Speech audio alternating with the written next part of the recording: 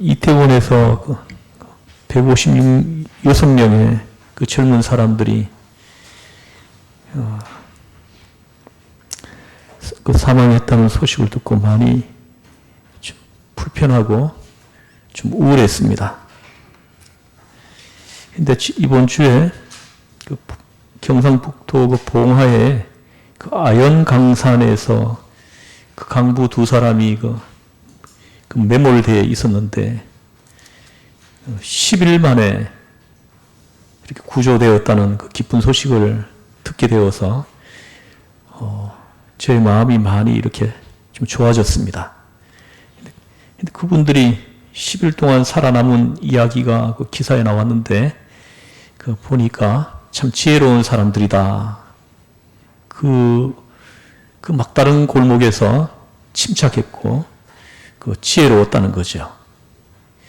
그리고 그 커피, 일회용 커피 그 50봉지가 있었는데 그 50봉지 가지고 먹고 물 떨어지는 거 받아가지고 먹었다고 해요. 그 커피도 먹을 수 있다는 걸 오늘 처음 알았어요. 그냥 이렇게 물에 타서 먹지 않고 그냥 먹을 수 있다는 걸 처음 알았습니다. 근데 이 커피가 그 산을 타는 사람들은 꼭 가지고 다닌다 그래요. 그게 굉장히 이렇게 중요한 역할을 한다 그러더라고요. 저는 잘 모르지만 그것 때문에 살아남았다고 그렇게 얘기를 하더라고요. 커피가 사람을 살렸네요. 자, 오늘 본문 말씀 5절 말씀을 한번 같이 한번 암송해 보겠습니다. 시작. 내 사랑하는 형제들아 들을지어다. 하나님이 세상에서 가난한 자를 택하사 믿음에 부요하게 하시고 또 자기를 사랑하는 자들에게 상속으로 받게 하지 아니하셨느냐. 아멘. 여러분, 우리가 사람을 판단할 때 그 사람의 지식이나 그 인격 같은 것, 이런 것은 얼른 판단하기가 어렵습니다. 왜 그렇습니까? 이런 것은 금방 나타나지 않아요. 얼마 동안 겪어보고 나서야 알 수 있기 때문인 것입니다. 그에 비하면 한결 쉽게 알아볼 수 있는 것이 있습니다. 바로 그 사람의 물질적인 여건입니다. 가난한 사람이냐, 부한 사람이냐, 이것은 쉽게 드러납니다. 그러므로 세상에서는 이것이 사람을 판단하는데 제일 조건이 되고 있습니다. 여러분, 돈 생각 없이 사람 만날 수는 없는 것입니까? 부자냐, 가난한 자냐, 이걸 개의치 않고 그 인간관계를 맺을 수는 없느냐 하는 것입니다. 예수 믿는 사람은 인간관계에서 돈 문제는 빼고 생각을 해야 한다는 것입니다. 그리스도인이라는 것, 여러분, 이것만이면은 우리는 족해야 합니다. 내가 그리스도인이라는 것. 이거 하나로 족해야 하는 것입니다. 가난하면 어떻고 부자면 어떻습니까? 부하고 가난하고는 시간 문제입니다. 그러나 성도라고 하는 명분은 영원한 것입니다. 어떤 것이 큰 문제이고 어떤 것이 작은 문제인지 이것을 분명히 하고 살아가야 할 것입니다. 큰 것은 작게 여기고 작은 것은 크게 여기는 것이 지금 이 세태 아닙니까? 문제가 아닐 수 없습니다. 여러분, 부자에게는요, 결정적인 약점이 있습니다. 그 참으로 조심해야 할 일입니다. 부자는 자기를 구별하기를 좋아합니다. 다른 사람, 특히 가난한 사람과 어울리거나 같이 한 자리에 앉는 것을 아주 싫어합니다. 남루한 옷을 입은 사람 곁에는 앉으려 하지를 않습니다. 오늘 본문에도 여기 보십시오.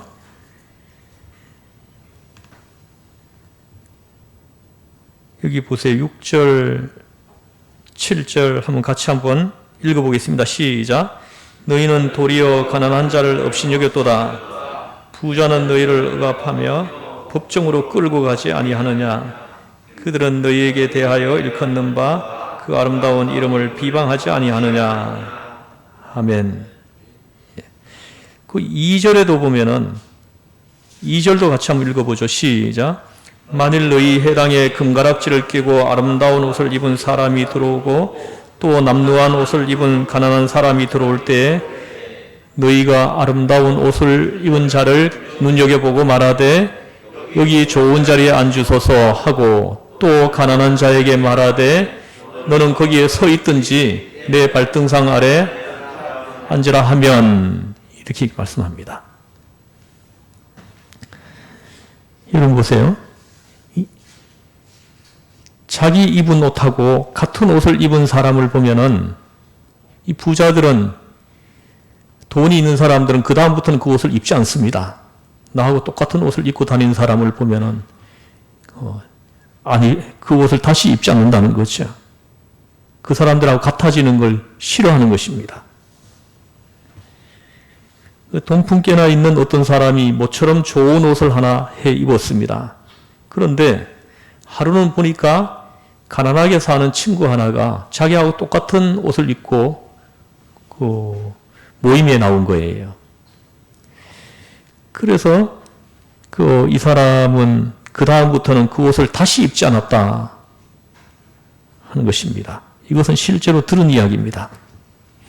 이런 마음이 부자의 마음입니다. 이런 사람들이 그리스도의 마음을 품는 것이 어렵다는 것을 말씀하시는 것입니다. 자기하고 똑같은 옷을 입은 사람이 있으면 야, 너도 입었구나. 나도 입었다. 하면서 함께 이렇게 좋아하면 얼마나 좋겠습니까? 여러분, 평등하면서 행복을 찾지 못한 사람은 영원히 행복하지 못합니다. 사실 이런 부자는 이 땅에서 행복을 맛보지 못해요. 참 행복이 있는 줄도 모르고 사는 사람들입니다. 근데 부자가 그렇다는 말입니다. 부자들의 그런 성정 때문에 비싼 물건일수록 잘 팔린다는 그런 고약한 풍조도 생겨나지 않았습니까? 별것 아닌데도 값만 비싸면 잘 팔리는 것입니다. 저는 핸드백 하나가 1,000만 원 넘는 게 있다는 걸 듣고는 저는 충격을 받았어요. 무슨 핸드백이 그렇게 비싼 것이 있나? 저는 제가 들고 다닌 가방 중에서 제가 구입한 가방 중에 제일 비싼 가방이 5만 원 넘는 게 없는 것 같아요. 하나 좋은 거 하나 선물 받은 것이 있긴 한데 그건 값이 얼마인지는 모르겠어요. 왜 그렇습니까? 특별하고 싶은 부자의 본능 탓이기 때문입니다. 별나고 싶어서 안달나는 것이 부자의 마음입니다. 내가 가진 것하고 같은 것을 가난한 사람이 가졌으면 이걸 견디지 못해 하는 것입니다. 무슨 수를 써서라도 더 좋은 것, 더 비싼 것, 더 큰 것을 손에 넣으려고 합니다. 그 바람에 욕심 많은 장사꾼들이 얼쑤하고 돈을 벌죠.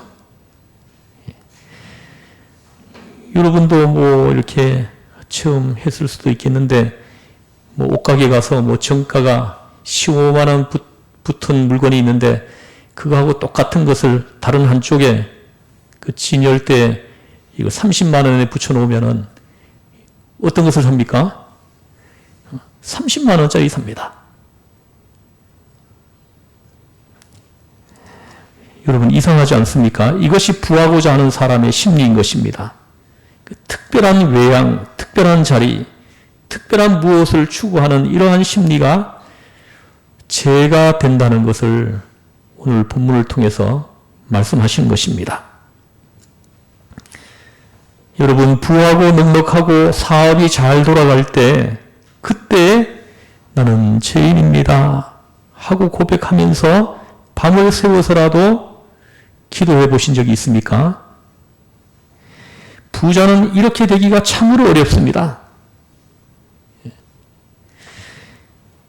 부자는 사업에 실패하고 몸에 병이 들고 해서 시리에 빠지면 그때 가서야 두 손을 들고 주님 저는 죄인입니다 하고 무릎을 꿇습니다. 이것이 문제인 것입니다. 오늘의 본문은 아주 실제적으로 말씀합니다. 아까 읽은 5절을 보십시오. 세상에 대하여 가난한 자 하십니다. 하나님이 세상에서 가난한 자를 택하사 하고 말씀하십니다. 다시 말하면 물질에 대해서 가난한 사람을 말씀하는 것입니다. 지위나 신분이나 물질이 다 세상 것이지만 본문에서는 우선적으로 물질의 가난을 말씀하고 있습니다. 그렇다고 인격까지 가난한 것은 아닙니다. 흔히 물질이 없을 때에는 인격도 비굴해지기 쉽고 스스로 낮게 여기는 그런 경우가 많이 있습니다. 오늘 본문을 보십시오. 세 가지를 말씀합니다. 하나님께서는 먼저 세상에 대하여 가난한 자를 택하시고 합니다. 둘째는 믿음에 부요하게 하시고 하십니다. 셋째는 사랑하시는 자들에게 약속하신 나라를 상속으로 받게 하셨느니라. 이렇게 말씀합니다. 자기를 사랑하는 사람들에게 약속해 주신 나라가 있다는 거죠. 그 나라를 유업으로 받게 하셨나니 하고 말씀을 합니다. 무슨 말씀입니까? 결과적으로 가난한 자가 하나님의 사랑하시는 자가 된다 하는 것입니다. 하나님께서는 가난한 가운데서 당신의 사람을 택하신다 하시는 것입니다. 먼저 한번 세상에 대하여 가난한 자를 택하시고 이 말씀을 한번 풀어보겠습니다. 하나님의 선택이 이 가난한 중에 있다는 것을 잊지 마십시오. 건강할 때보다 병들었을 때 우리는 하나님의 선택을 받고 그 선택을 체험하지 않습니까? 부할 때가 아니요 건강할 때가 아닙니다. 여러분은 하나님의 선택하심을 어느 때에 느끼십니까? 하나님의 주도적이고 주권적인 구원을 어느 때에 느끼십니까? 우리는 흔히 건강하고 부하고 사업이 형통할 때 하나님을 믿고 하나님을 선택하고 하나님의 일을 하고 교회에 나오는 것으로 생각하지만 자세히 살펴보면 그것이 아닙니다. 내가 가난하고 실패했을 때, 병들어서 신음할 때, 두 손 다 들게 되면 사정이 달라집니다. 나는 하나님의 품을 떠나려고 했는데 하나님께서는 나를 강권적으로 부르셨다. 하나님께서 나를 택하셨다.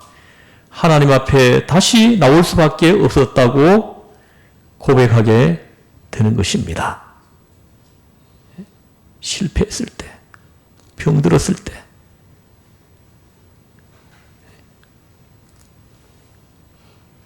어느 부인의 이야기입니다.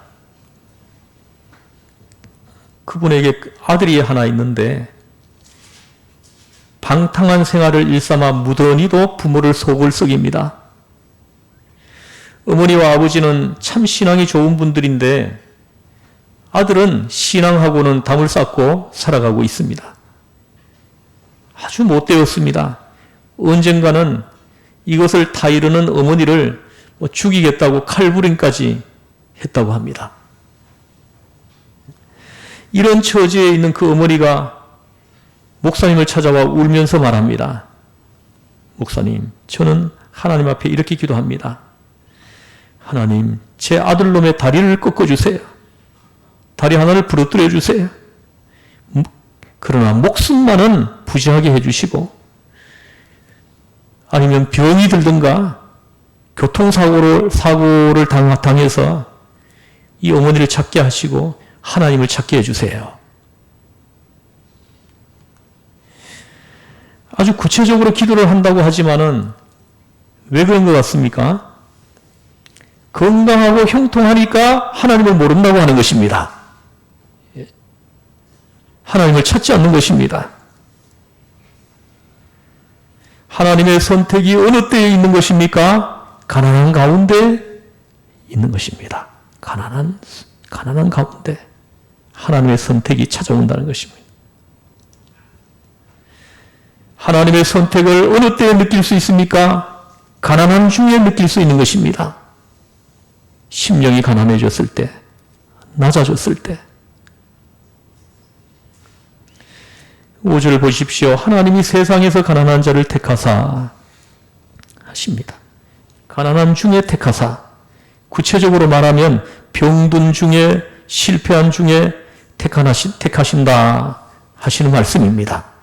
연약해졌을 때, 내가 아무것도 할 수 없다고 고백할 때, 그때 택하신다는 것입니다. 이러한 중에 하나님께서 우리를 부르신다는 말씀입니다. 하나님께서 우리를 택하사, 이 말씀은 무슨 말씀입니까? 우리가 하나님을 택한 것이 아니라 하나님께서 주도적으로 우리를 먼저 부르신 것입니다. 내 의사나 뜻은 묻지 아니하고 주도적으로 나를 붙드셨다 하시는 것입니다.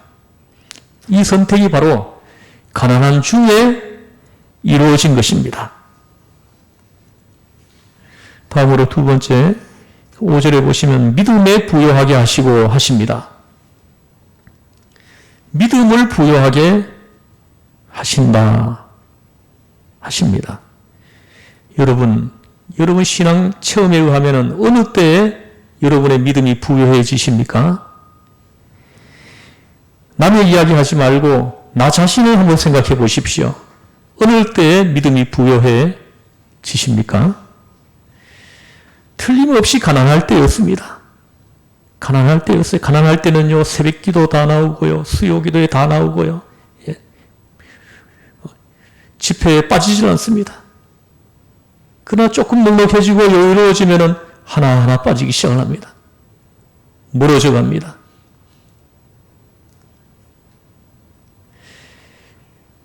그런 사람들은 계속 가난해져 있어야 돼요. 그게 축복입니다.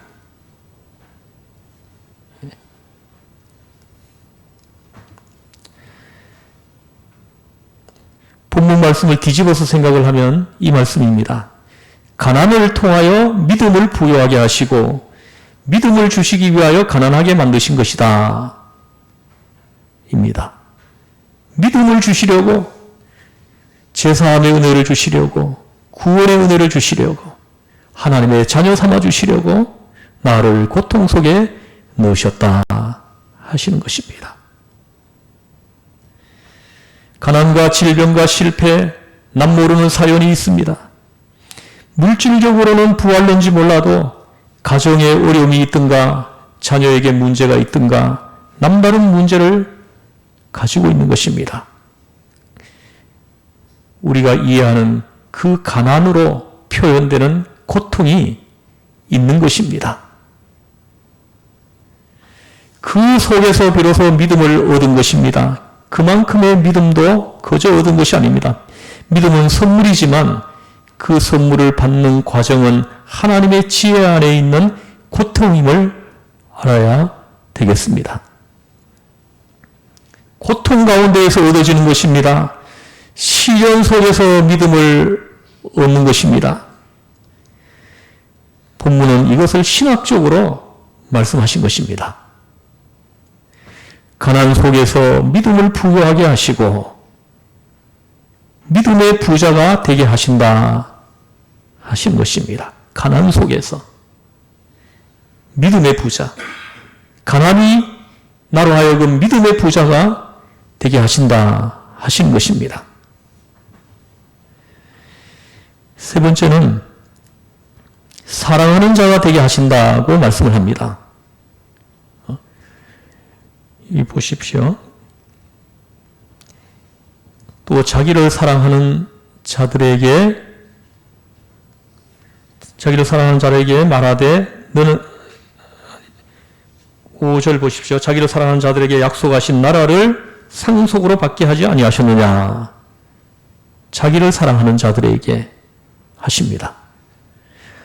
하나님의 사랑이 가난 속에 함께할 뿐더러 우리도 그 속에서 하나님의 사랑을 느끼게 되는 것입니다. 참 이상하게도요. 참 사랑의 커뮤니케이션은 부한돼서 이렇게 나오지가 않습니다. 이 부할 때는요. 참 사랑의 그 관계가 만들어지지가 않아요. 저는 가끔 생각해 봅니다. 세상에서 가장 불쌍한 사람은 누구일까? 여러분 한번 생각해 보신 적 있습니까? 저는 가끔씩 이렇게 신문 기사를 통해서 이렇게 보면은 그 영국의 엘리자베스 여왕이 얼마 전에 돌아가셨는데 그분의 남편이 아마 세상에서 가장 불쌍한 사람이 아니었을까 그런 생각을 해본 적이 있습니다. 이 사람은 자기 부인에게 선물을 해줄 게 없어요. 자기 부인은 가지고 있는 건 다 가지고 있기 때문에 선물을 해줄 게 없는 겁니다.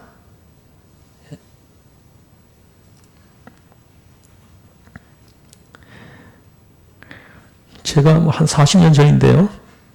시골에서 내가 아버지하고 이렇게 있을 때, 형들이 바깥에 나가서 살다가 명절 때 이렇게 들어오면은 저에게 꼭 선물을 하나씩 줬어요. 그 둘째 형님 지금 돌아가셨지만은 그 둘째 형님이 저에게 선물 준 거 아직도 잊어버려지지 않는 그 기억이 있습니다.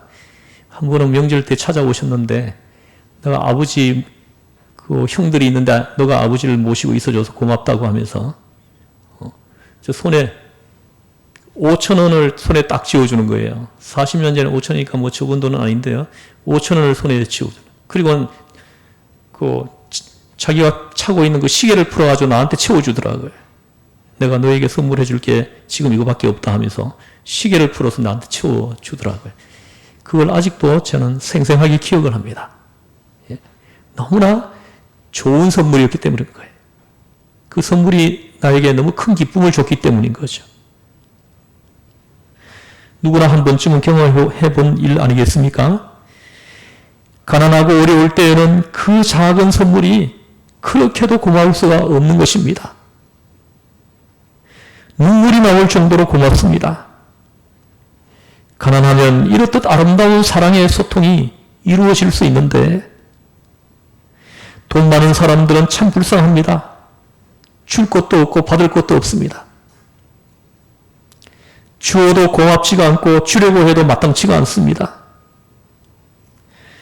부잣집에 선물을 하려면 참으로 곤란하지 않습니까? 무엇을 주어도 고마워할 것 같지 않기 때문인 것입니다.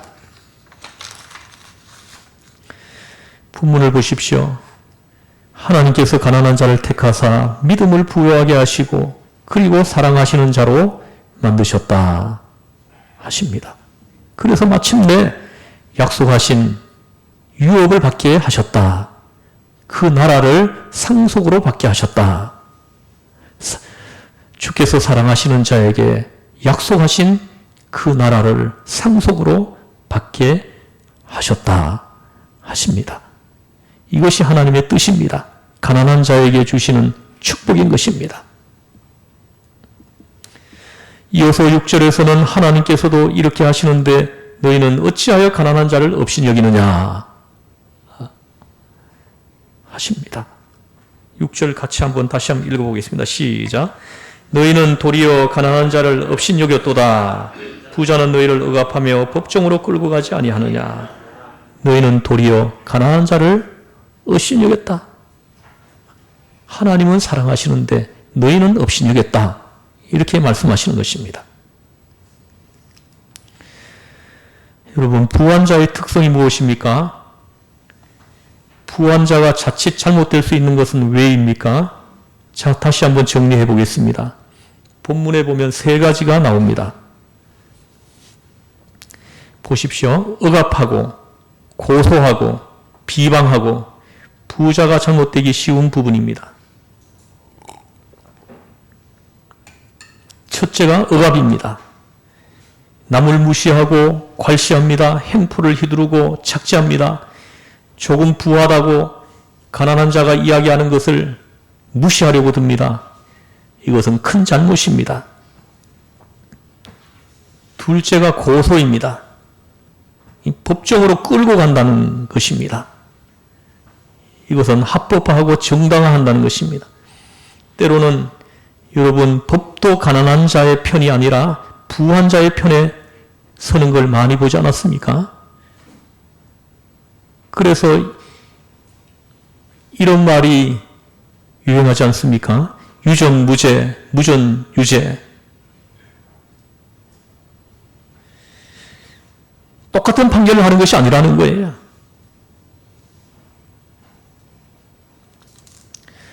그러므로 가난한 자는 자신에게 주어진 권리조차 찾을 수가 없는 것입니다. 셋째가 비방입니다. 일반적으로 비방한다는 말은 해방한다, 불평한다 하는 것이고 또 쉽게 남을 평가한다는 것입니다.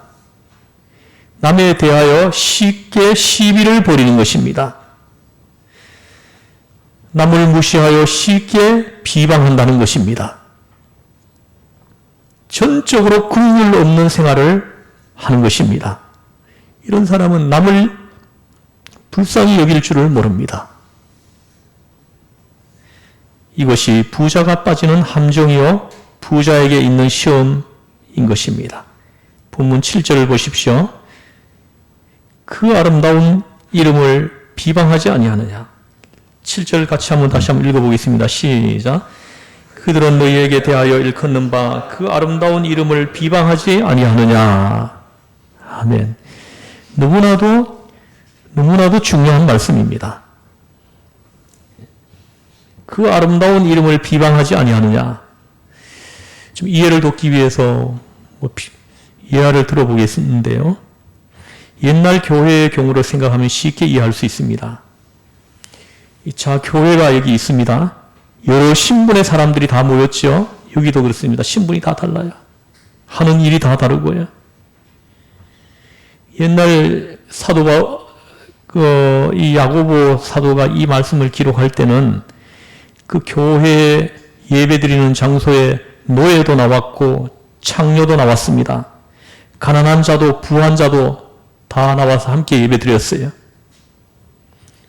각가지 신분의 사람들이 나와서 앉아 있습니다. 그런데 이들은 교회에서 전혀 다른 신분을 가지죠. 그렇잖아요. 여러분이 바깥에 나가면 하는 일이 다 다르지만은 교회에 들어오면은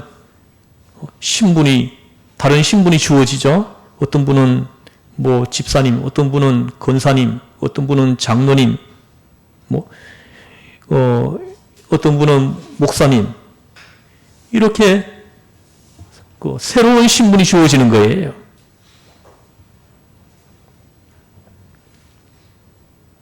그래서 여러분 한번 생각해 보십시오. 노예하고 주인 같이 예배드리고 있는 것입니다. 노예하고 주인하면 하늘과 땅 차이죠. 그 신분이. 그런데 교회에서는 노예도 주인도 다 똑같은 성도인 것입니다. 한 형제가 되는 것입니다. 성도여, 여러분, 얼마나 아름다운 이름입니까? 교회 공동체 안에서만 만들어진 새로운 신분인 것입니다. 다 똑같은 성도로 호칭이 되는 것입니다. 이 얼마나 아름다운 이름이냐 하는 것입니다. 기가 막힐 정도로 아름다운 이름입니다. 이런 이름은 세상 어디에도 없습니다. 교회 공동체 안에서만 있는 것입니다. 더욱이 주인이 종을 보고 형제여 합니다. 하늘에 오를 만큼 기쁘겠죠? 이 교회에서는 이렇듯 아름다운 이름, 거룩한 이름을 쓰면서도 아직 교회 안에 여러분 중에 아직도 중생하지 못한 사람들이 있습니다. 그런 사람들이 자꾸 신분을 구별하려고 드는 거예요. 새로 태어나지 못한 사람, 그리스도 안에서 거듭나지 못한, 중생하지 못한 사람, 이런 사람들이 교회 공동체 안에서 신분을 구별하려고 자꾸 드는 겁니다. 이런 사람들 때문에 자꾸 교회 공동체가 자꾸 시험이 들고 문제가 생기고, 지금 그 부분을 지금 지적하는 것입니다.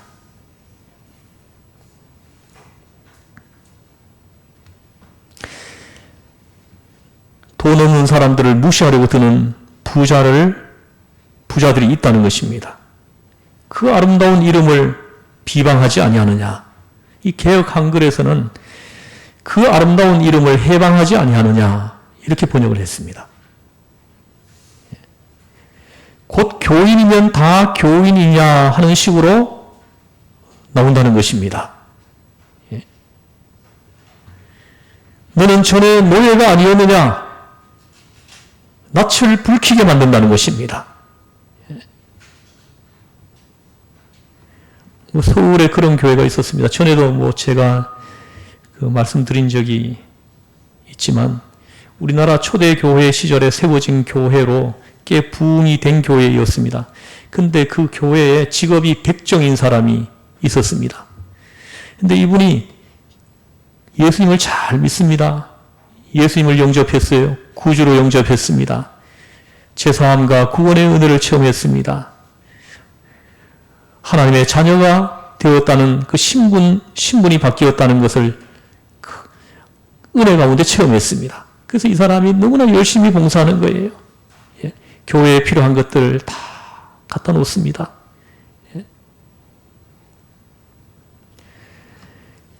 근데 그 교회에서 장로를 한 사람 뽑게 됐는데 그 장로 투표에서 이 직업이 백정인 이 사람이 뽑힌 것입니다. 양반은 떨어지고 백정이 장로가 된 것입니다. 이 양반들이 기분이 상했어요. 아주 싫어했습니다. 그래서 견디지 못하다가 결국은 작당을 하고 그 교회를 떠나서 다른 교회를 세웠습니다. 우리 한국 교회사에 기록되어 있는 이야기입니다. 신분이 낮은 사람하고 함께 하지 못하는 거예요. 그들하고 함께 하는 걸 아주 견디지 못해 하는 것입니다.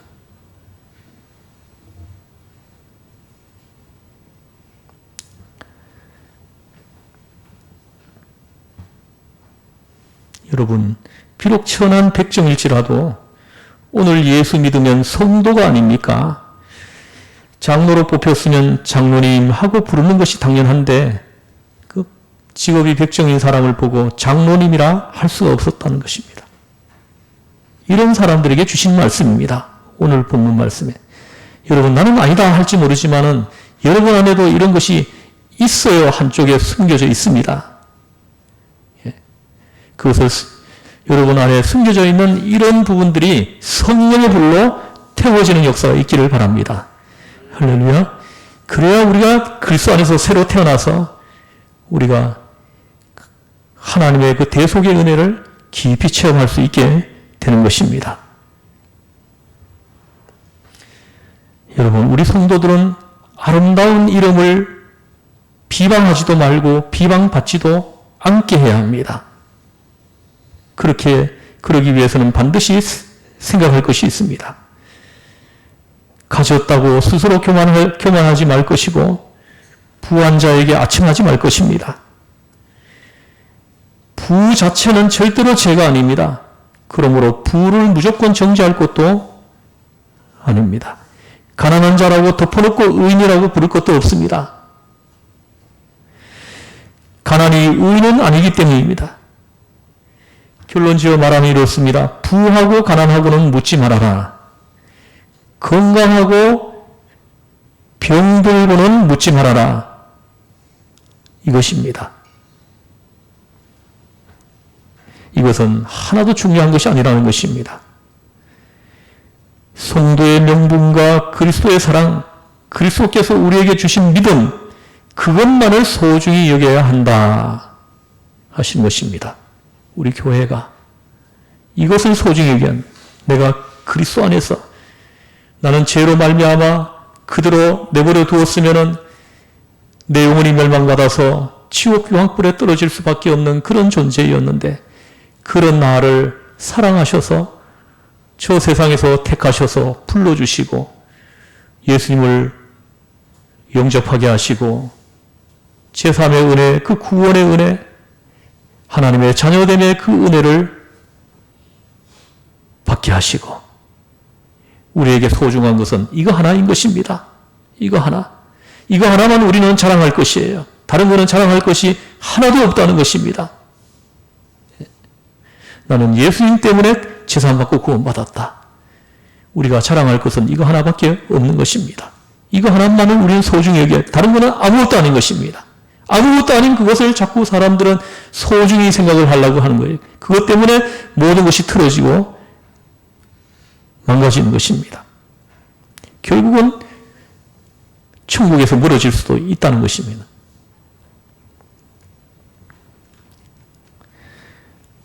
성도 여러분, 이 성도라는 그 명분, 예수님 때문에 제사함 받고 구원받았다는 그 십자가의 은혜, 그것만을 크게 여기라는 것입니다. 그 밖의 모든 것은 작게 생각하라는 거죠. 작게 생각하라는 것입니다. 물질에 대하여 너무 연연하지 말라. 나 자신을 대할 때나 다른 사람을 평가할 때 물질을 뚝 떼어내어 놓고 생각을 하는 거예요. 하나님이 저 사람도 사랑하신다. 저 사람도 사랑하셔서 세상에서 택하셔서 여기까지 이끌어 오셨다. 하나님이 인도해 오셨다. 이것만 생각을 하는 것이죠.